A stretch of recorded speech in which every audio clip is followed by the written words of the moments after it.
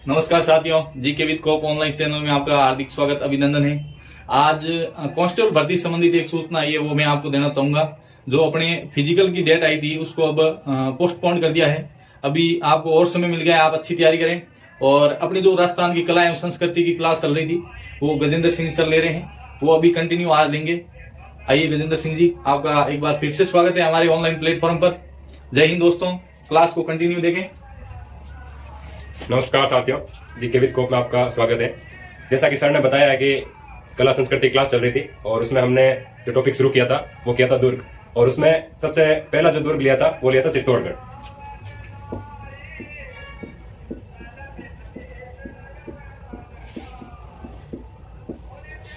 चित्तौड़गढ़ के बारे में हमने सबसे पहले पढ़ा था, इसका निर्माण किसने करवाया, इसका आधुनिक निर्माता कौन है, ये किस प्रकार का दुर्ग है, इसमें प्रमुख दर्शनीय स्थल कौन कौन से हैं। और दर्शनीय स्थल में हमने सबसे पहले जो पढ़े थे दर्शनीय स्थल वो थी छत्रियां। छत्रियों के बारे में हमने सबसे पढ़ा कि रावत बाग सिंह की छतरी कहां पर है, और जयमल फत्ता सिसोदिया की छतरी कहां पर है, कल्याणमल राठौड़ की छतरी कहां पर है, और रेदास की छतरी कहां पर है। ये सब चीजें हमने पढ़ी थी अभी तक, और इसी क्रम में हम आगे पढ़ते हैं। इस दुर्ग में जो प्रमुख मंदिर है वो पढ़ेंगे हम।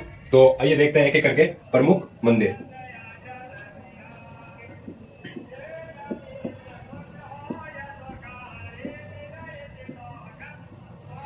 प्रमुख मंदिर की अगर बात करें साथियों, इसमें सबसे पहला जो और इंपॉर्टेंट मंदिर आता है, काफी एग्जाम में पूछा गया है, समिधेश्वर मंदिर। समिधेश्वर मंदिर की अगर बात करें तो इसका निर्माण जो करवाया गया था वो करवाया गया था परमार शासक भोज के द्वारा, और इसका जो पुनर्निर्माण था वो करवाया गया था मेवाड़ के जो शासक हुए हैं महाराणा मोकल, उनके द्वारा।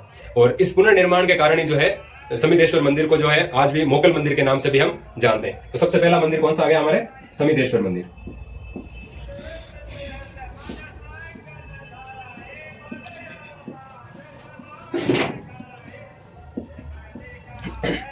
इस मंदिर के निर्माण की हमने बात की थी, तो इस मंदिर का निर्माण करवाया था मालवा के शासक थे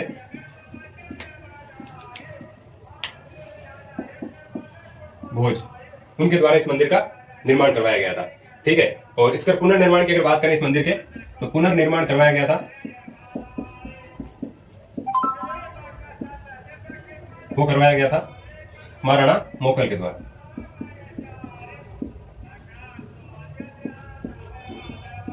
और इनके द्वारा पुनर्निर्माण करवाए जाने के कारण इसको जो है आज हम मोकल मंदिर के नाम से भी जानते हैं।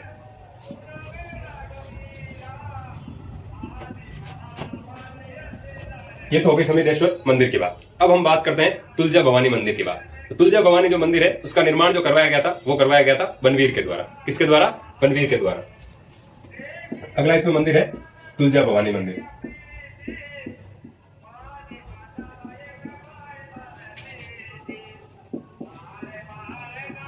इसका निर्माण जो है वो करवाया गया था बनवीर के द्वारा।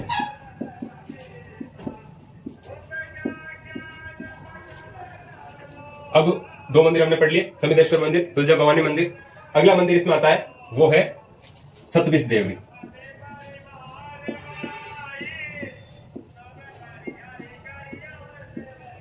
सतविश देवरी मंदिर की अगर हम बात करें साथियों, तो ये मंदिर जो है 27 छोटे मोटे जैन मंदिरों का समूह है, और इन 27 जैन मंदिरों के समूह के कारण जो है इसका नाम सतविश देवरी पड़ा हुआ है। तो ये क्या है, एक प्रकार से जैन मंदिरों का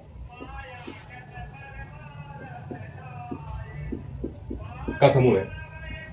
और टोटल कितने मंदिर है इसमें, 27 जैन मंदिर है। ये हो गया समिधेश्वर, तुलजा भवानी, सतविश देवरी। और एक मंदिर और आता है इसमें, वो है अद्भुत जी का मंदिर।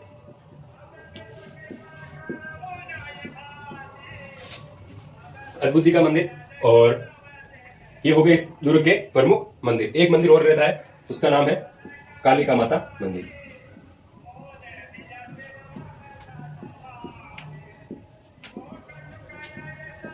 और एक और मंदिर आ जाता है छठे नंबर पर, वो है कुंभ स्वामी मंदिर। तो टोटल 6 मंदिर है, एक एक करके हमने पढ़ा। सबसे पहला समिधेश्वर मंदिर, उसके बाद में तुलजा भवानी मंदिर, और उसके बाद में जो है सतबीज देवरी, उसके बाद में अद्भुत जी का मंदिर, उसके बाद में कालिका माता मंदिर और उसके बाद में लास्ट में हमने पढ़ा कुंभ स्वामी मंदिर। तो टोटल इसमें 6 मंदिर है। ठीक है, इन मंदिरों को लेकर कई बार क्वेश्चन आया हुआ है। समितेश्वर मंदिर का अभी पिछली रीट में क्वेश्चन आया था कि इसका निर्माण जो है किसने करवाया था। रीट L1 का क्वेश्चन है ये, जिसमें ये पूछा गया था कि इसका जो है निर्माण किसने करवाया, और उसमें ऑप्शन में मोकल भी था, भोज भी था और अन्य 2 ऑप्शन भी थे। तो उसमें सही आंसर जो था निर्माण की अगर बात करें तो वो है भोज, और पुनर्निर्माण की अगर बात करें तो वो है मोकल।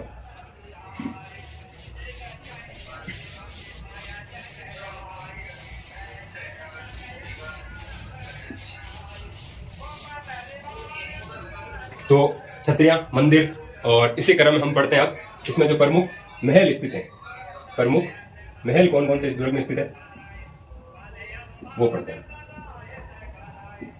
सबसे पहले और इंपॉर्टेंट जो महल है वो है पद्मिनी का महल। किसका महल? पद्मिनी का महल। रानी पद्मिनी का जो है उल्लेख हमें मिलता है, वो मिलता है मोहम्मद मलिक जायसी द्वारा लिखित पद्मावत ग्रंथ के द्वारा।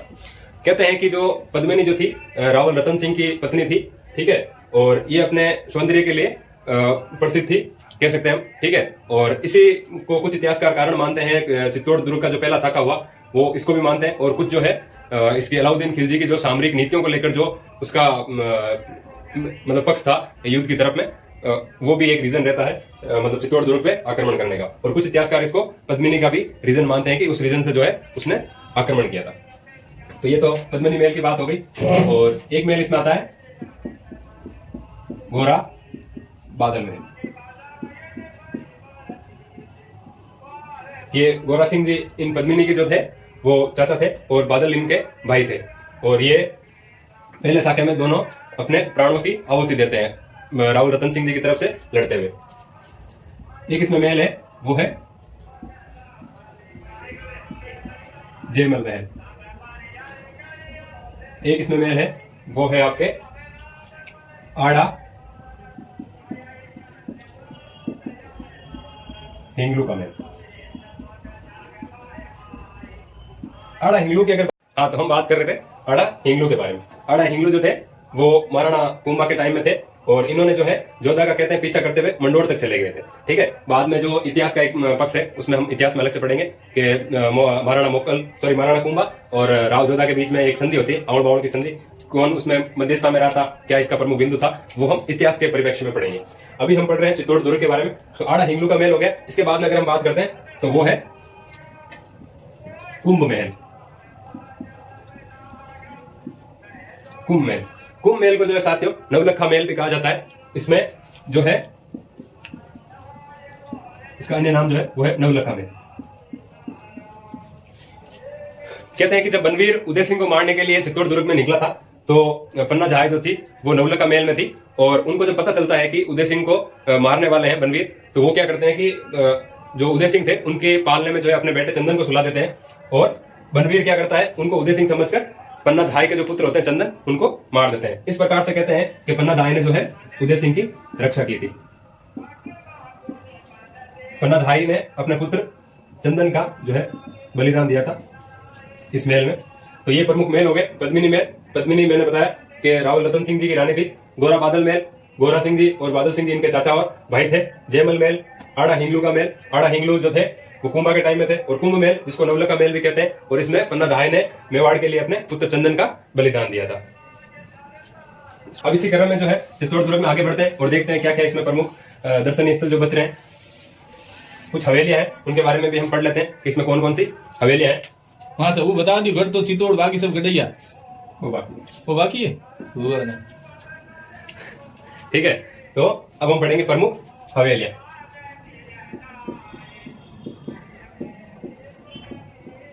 प्रमुख हवेलियों की अगर बात करें साथियों तो सबसे पहली और प्रमुख हवेली आती है वो आती है भामाशाह की हवेली।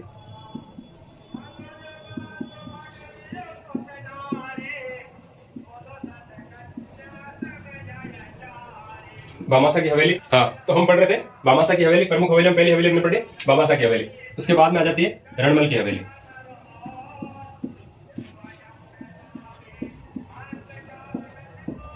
रणमल जो है मेवाड़ में काफी अहम किरदार रहा है।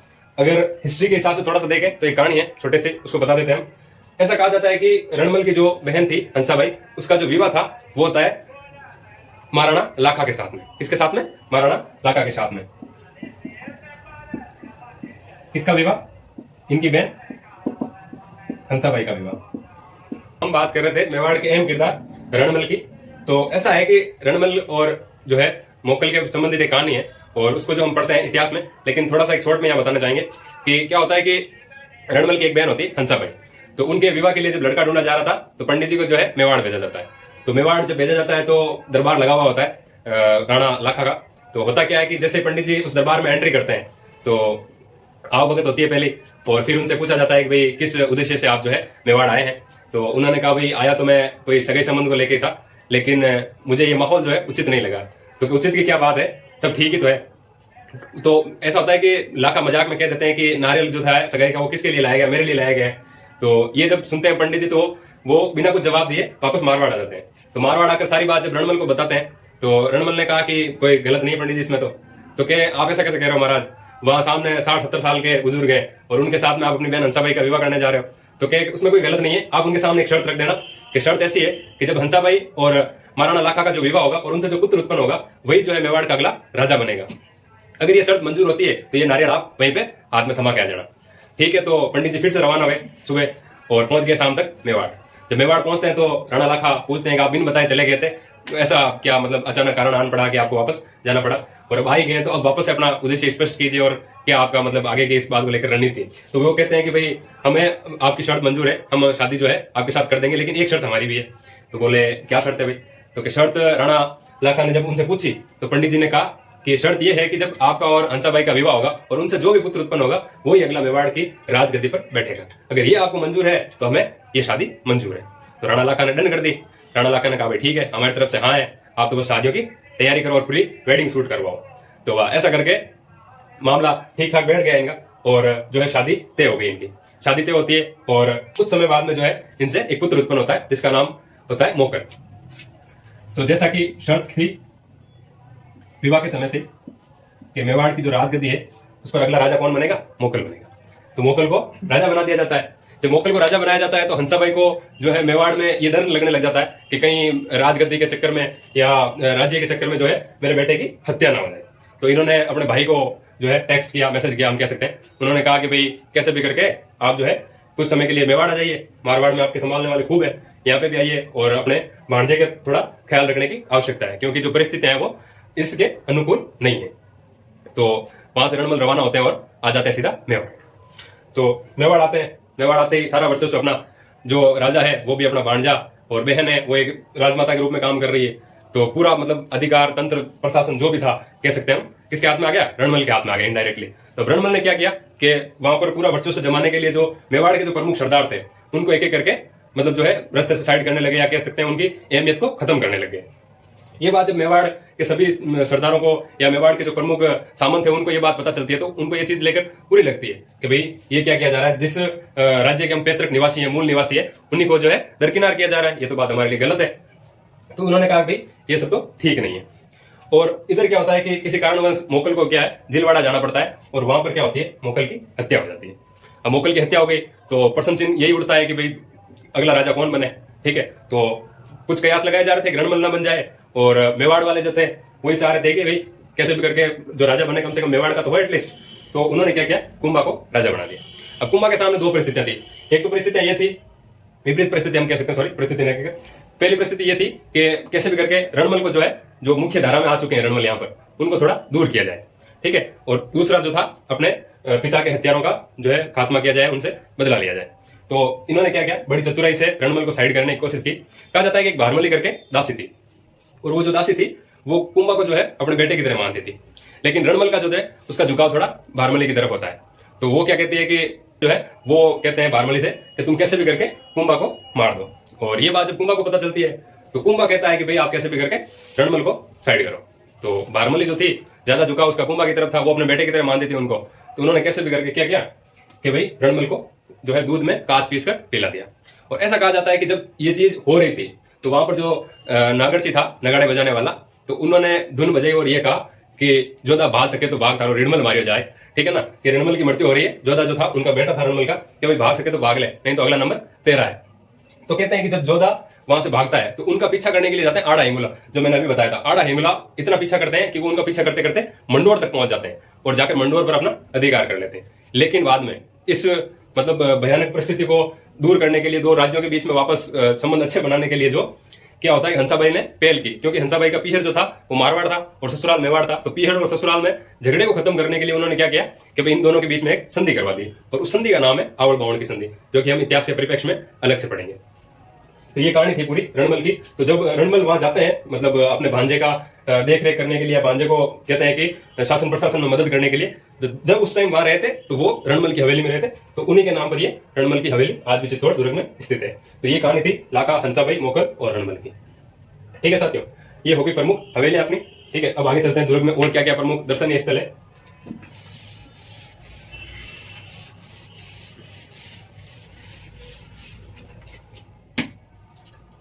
रणमल के बारे में एक छोटी सी कहावत भी है। कहा जाता है कि घर में साड़ा, खेत में नाड़ा।